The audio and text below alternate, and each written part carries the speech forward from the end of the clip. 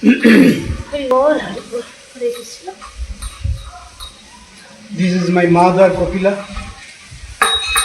very purified, sanctified, very famous, referred by Mahapurana, Srimad Bhagavatam. My mother Kapila.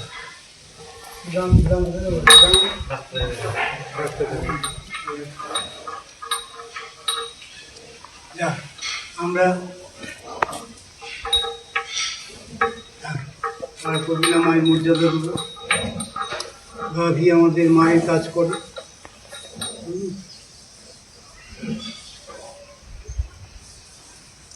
তো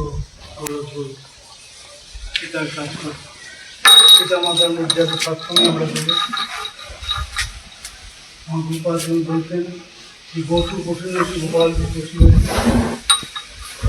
গরু যদি গরু আর তুলসী আর গরু যদি প্রফুল্ল থাকে, বুঝলে গো, লক্ষ্মীনাথ মন্ডল আছে, বুঝতে পারছেন তো? পশু পশু নাকি গোপালকে পশু রাখি, গরু তুলসী যদি প্রফুল্ল থাকেন, প্রসন্ন থাকেন, কোথাও কোনো অভাব। এই জন্য আমরা জানবো গোসেবা পশু সেবা নয়, আমরা জানবো তুলসী সেবা বৃক্ষ সেবা নয়, গোসেবা সাক্ষাৎ গৌ সেবা, তুলসী সেবা সাক্ষাৎ গৌ সেবা। বললেন বারখার দেবতা, বারখার মানে দেবতা।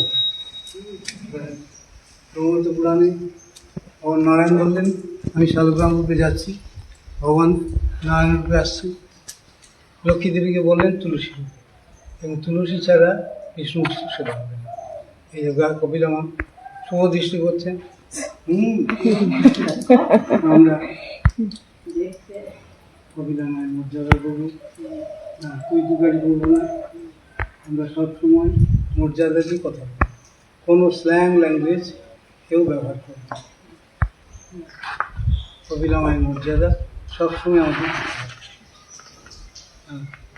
ভগবানের প্রিয় গাই, পুরাণোক্ত প্রসিদ্ধ গাভী কপিলা মা। কপিলা মায়ের কথা মহাপুরাণম শ্রীমদ্ ভাগবতমে পরিষ্কার